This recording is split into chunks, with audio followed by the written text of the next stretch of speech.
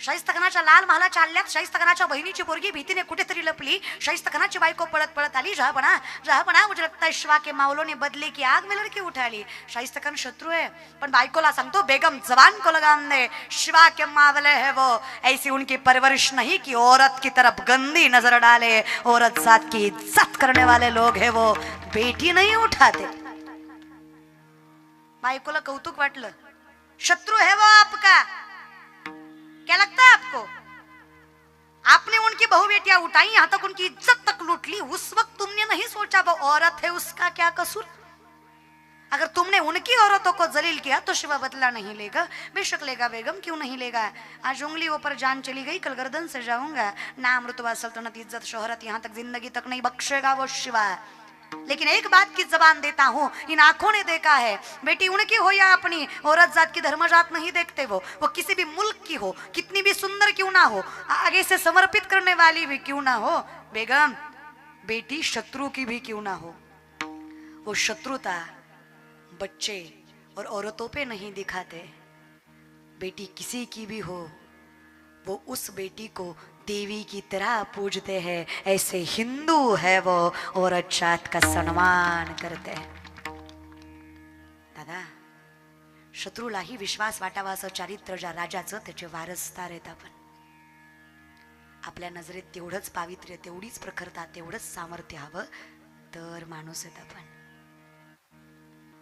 तुकोबांनी नाव घेताना आधी बाईचं घेतलं, धन्य माता, मग पिता, कुळी कन्या, मग पुत्र। काहीतरी तथ्य असेलच की।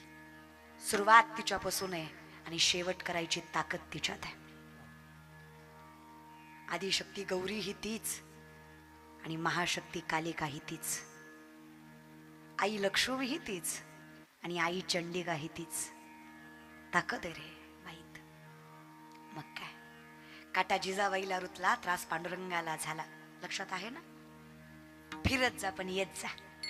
एसटी चहा पाण्याला थांबत असती, गाव येऊस तर सोडायची नसती। पांडुरंग म्हटले, जिजा काटा बघू द्या। विठ्ठला, काटा रुतला हे कळतं आम्हाला, पण कसं सांगू तुम्हाला, माझ्या पायातल्या काट्यापेक्षा माझ्या नवऱ्याला लागलेली भूक जास्त महत्वाची वाटते मला। आधी ती भागवते, मग येते दर्शनाला। विठ्ठल जाग्यावर थांबवला का तर नवऱ्याची भूक भागवायची। देव तरी कुठे जाईल, जिने नवऱ्यावर एवढा जीव लावला, देव तिला सोडून जाईल तरी कुठे?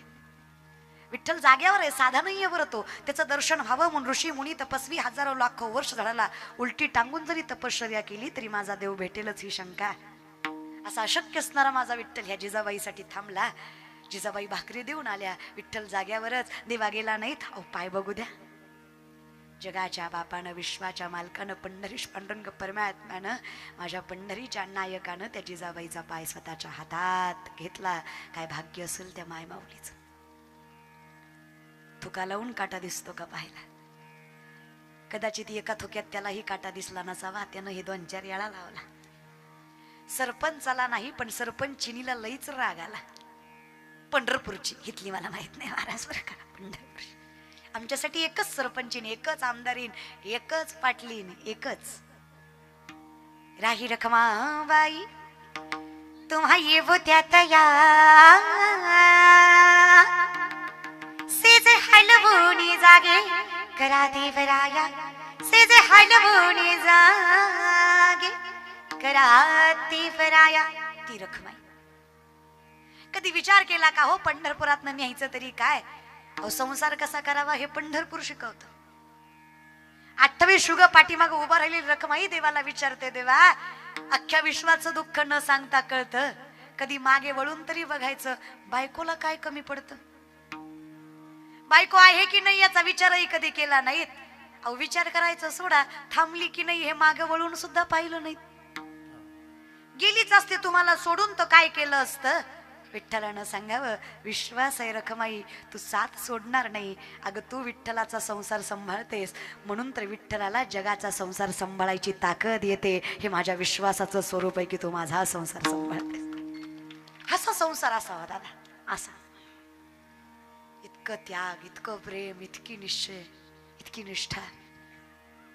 रखमाई म्हणली का हो विठ्ठला, विश्वोत्पत्ती आधी हे तवे, अहो विश्वाची उत्पत्ती म्हणे तुमची, अहो मुंगीच्या पायातल्या पैंजनातल्या घुंगराचा आवाज ऐकू येतो म्हणे तुम्हाला, गेली अर्धा तास झालं थुका लावताय, खरंच काटा दिस ना, एवढं तुम्हालाही कळतं की इगतपुरी कर, देवाला काटा बघायला थुका लावायची गरज आहे?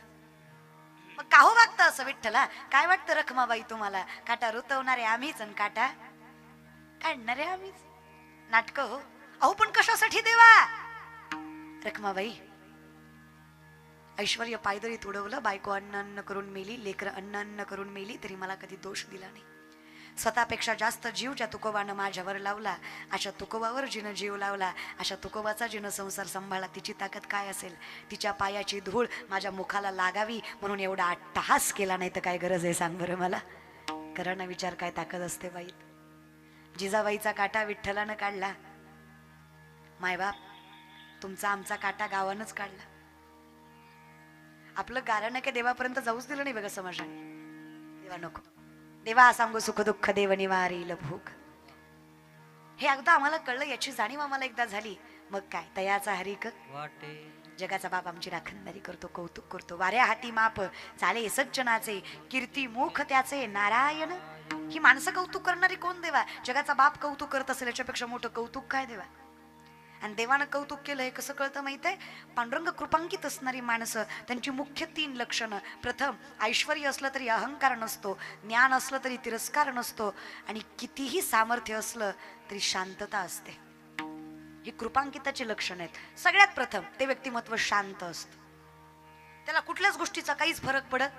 अर्थात समजायचं देवानं कृपा केली, कौतुक केलं तयाचा हरिक वाटे, कारण ते मूळतः सात्विक आहे ना, तर त्याला सत्याचं आचरण करायची सवय आहे. आणि सत्याचं आचरण करणारी माणसं त्रास सहन करतात, पण असत्याच्या मार्गाला जात. अशी माणसं हवी देवा आयुष्य, अशी संगत हवी. एकदा ही संगत मिळाली ना, मग काय तयाचा हरिक वाटे देवा, तयाचा हरिक वाटे देवा, तयाचा हरिक वाटे देवा, तयाचा हरिक वाटे देवा. कुळी कन्या पुत्र होती जे साधिक, कुळी कन्या पुत्र होती जे साधिक, तयाचा हरिक वाटे देवा, तयाचा हरिक वाटे देवा, तयाचा हरिक वाटे देवा, तयाचा हरिक वाटे देवा. कसं काय बरं जगाचा बाप त्यांचं कौतुक करतो, त्यांच्या पाठीमागं उभा असतो? त्याचं कारण आहे, तो जागा असतो, त्याला जाणीव असते, कृतज्ञता असते, तो शांत असतो. पण तो कसा काय जागा राहतो? कारण हित कळणं का सोपं का दादा? अहो माणसं म्हणतात ताई पाप, पाप म्हणजे काय असतं? माऊली स्वतःच चांगलं कळत नाही, याच्यापेक्षा मोठं पाप काय असतं?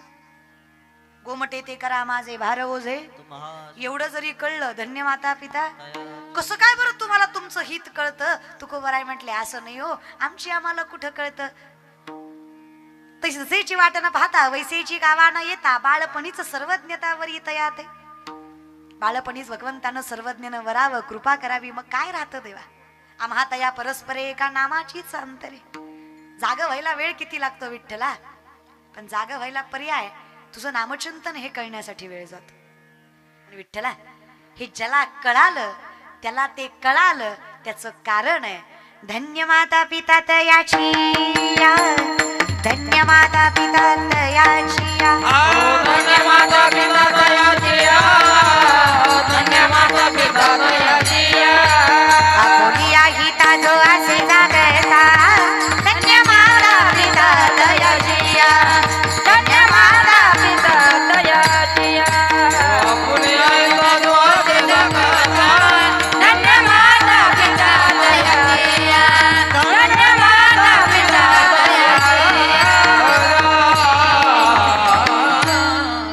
तो सात्विक आहे, त्याचं कुळ सात्विक आहे, तो जागा आहे. हे कसं काय कळेल देवा? कळायला काही लक्षण? अखंड चिंतन. मग हे आम्हाला कसं कळेल की विठोबाचं चिंतन कसं करायचं? गीता भागवत कशा पद्धतीनं करायचं हे कळण्यासाठी श्रवण भक्ती गरजेची आहे. आणि हे एकदा कळलं की मुखात देवाचं नाव येणं हे पुण्याचं लक्षण आहे. देवाचं नाव मुखात आलं ना, मग परिपूर्णत्व, मग पुन्हा काहीच नाही. राजयाची कांता काय भीक मागे मनाची अजोगे, तुका म्हणे सोपे आहे सर्वाहुनी, शहाणा तो धनी मग काय लावोनिया हात कुरवाळीला माथा सांगितली चिंता न करावी. एकदा देवाचं नाव मुखात आलं की आमच्यासारखे वैभवशाली आम्हीच. मग काय करायचं फक्त भजन. दोन्ही हात वर करा भजन करायचं ना. हो का जेवढे चांगले हात वर तेवढं मी परमार्थ करायला मोकळा आहे. मला चिंता नाही भय नाही काळजी नाही. जरा आकुड हात म्हणजे मी जरा गुतलेला आहे. मी कुठाने केली जिंदगीत येऊन जरा प्रॉब्लेम आहे मला. खाली हात म्हणजे मला गरजच नाही देवाची. बघून घेईन मी माझं ॲटिट्यूड इगो. दोन्ही हात प्रेमाने. लक्ष्मी शारंग धर सीतापती रघुवीर राधा गोविंदा. लक्ष्मी शारंग धर सीतापती रघुवीर राधा गोविंदा. राधा गोविंदा रखमाई पांडुरंगा. राधा गोविंदा रखमाई पांडुरंगा.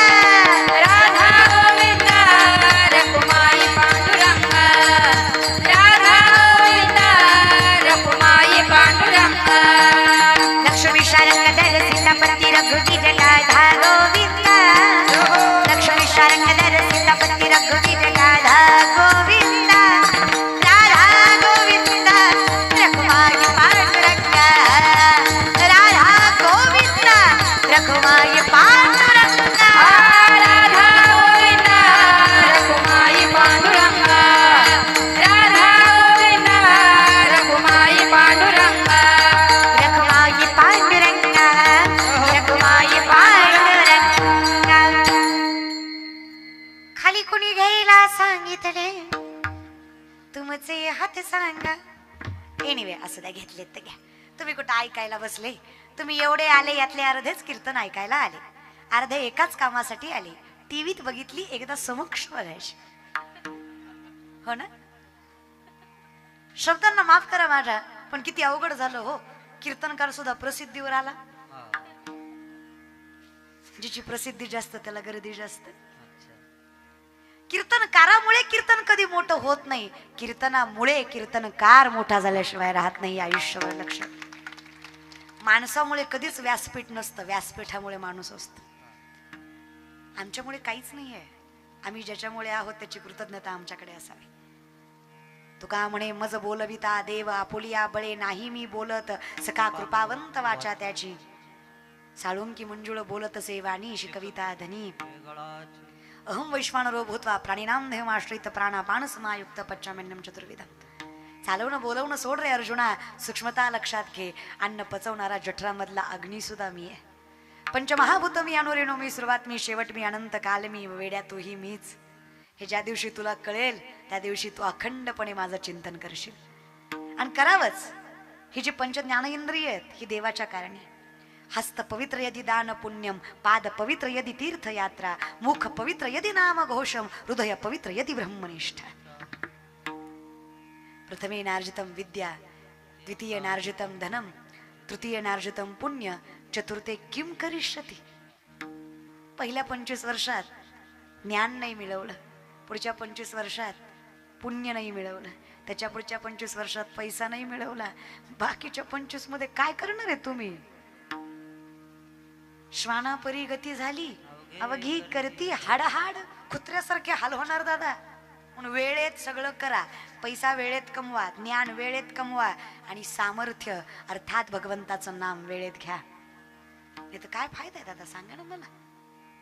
काही नाही. 7 गोष्टी नरकात नेतात म्हणजे नेतातच.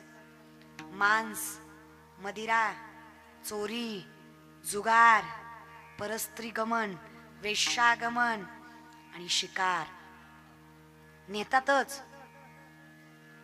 पर्याय नाही त्याला. होणारच ते. विनंती आहे कशाला छोट्या छोट्या गोष्टीच्या. अहो ही खाणारी पिणारी माणसं सप्त्याच्या पंक्तीत सुद्धा म्हणतात बादलीतली तरी तरी द्या. सप्त्यात तरी बादलीतलं खालचं खा का. सप्त्यात बी तरीच खायची तुला का. तिथं बी रसाच वाढायचा नसतो दादा. नाही चाल. विनंती आहे. दुतच्च मासम मदिराच्च वेश्या. सामर्थ्याने ही जे 7 गोष्टी सांगतात ना शास्त्र. दुतच्च मासम मदिराच्च वेश्या. चौदार्य सेहा परिहार सेवम. एतानी सप्त व्यसनानी लोके घोरती घोरम नरकम नयंती. हे चालणारच आहे म्हणून विनंती आहे. यातनं वाचायचंय अखंड चिंतन. हे सगळं सोडा. इथं बसलेले गोवा गुटखा तंबाखू दारू खाणारे पिणारे हातावरी करा. इतकं व्यसनमुक्ती गतपुरी आहे का? हो दादा, हिला नाही कळायचं, त्याला कळलं ना. तुकडोजी महाराज म्हणतात बघा,